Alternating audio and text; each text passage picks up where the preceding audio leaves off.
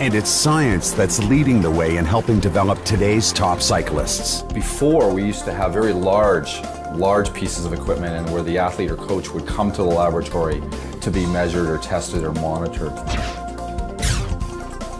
Today we're seeing these devices become very, very miniature, small. They can be taken to the field.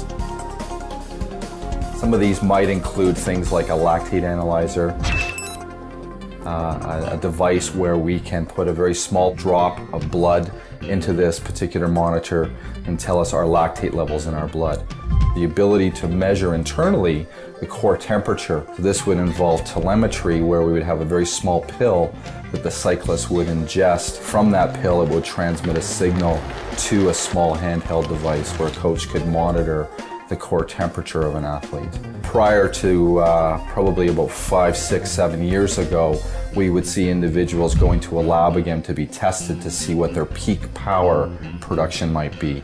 Nowadays, we can have cyclists who are out on the road with a power unit on their bike where we can measure power directly and display it on a small screen. More than just a machine, the modern competition bicycle is a masterpiece of engineering design. Sleek, light, and composed of revolutionary materials. The biggest advancement that happened during my time in the sport of cycling was the introduction of new materials into the machine. Well, the biggest challenge to designing a bike is that there isn't one specific challenge. The bike has got to be a compromise of stiffness, lightweight, aerodynamics, and good ride. So you've got to find a way to optimize all those within the bike. Carbon composites, advanced alloys, aerodynamics, and a keen sense of ergonomics go a long way to creating the perfect bicycle. However, none of this comes cheap. These racers cost 15 times what the average bicycle costs. Testing design innovations is expensive and time-consuming. The wind tunnels we're using typically costing us about $1,500 an hour. We're moving now to trying to do testing outside of the wind tunnel. So we're trying to do design of the aerodynamics of the bike on the computer. And this is something that's been used in Formula One for the last several years. It's called computational fluid dynamics. And basically what it is a wind tunnel on the computer. And while the demands placed on the machine are great, the demands placed on the human are just as fierce. I think what we're seeing now is the definition of more new injuries within endurance athletes. We're now starting to identify and realize that the demands placed on an endurance athlete are really large, and they're far-reaching. It's not just the common things of muscular injury.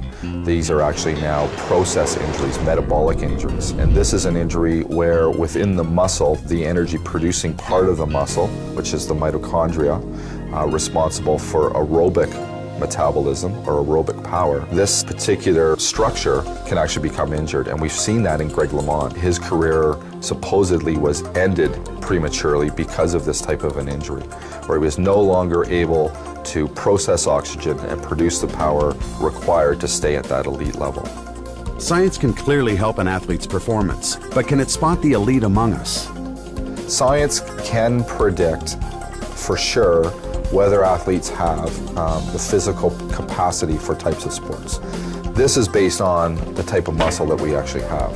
So individuals are born with either a percentage of what we call slow twitch or a percentage of fast twitch muscle fibers. And these fibers determine your capacity for endurance or your capacity for sprinting. My most significant strength was my power. Physically, I was a powerful rider, so I had that not off-the-line explosive. I had a mid-range explosiveness that really was my strength. So it was where I was able to take advantage of my opponents and exploit their weaknesses. The problem with that is that capacity is only one thing to reach the elite level, and we know there's so much more to becoming an Olympian than just your physical ability. So while the technology exists to give cyclists an edge and even identify the best ones, victory is never a sure thing. Even the most advanced athlete must be finely honed using the latest research into physiology and the benefits of world-class training that applies its principles. So if I'm the physiologist or sports scientist and I start working with a sport, I need to know what the absolute top competitor in the world looks like from a physical point of view. I'm not just talking about body shape and so on, I'm talking about their capacities. We then bring the cyclists in and we start to compare their capacities to that level. Secondly, then you got to be able to measure the athlete that comes into you and then gauge them against that top level competitor. Now you've identified their strengths and weaknesses. That's where sports science is really lending itself. It's creating a much clearer path for the athlete about what's required to reach the top.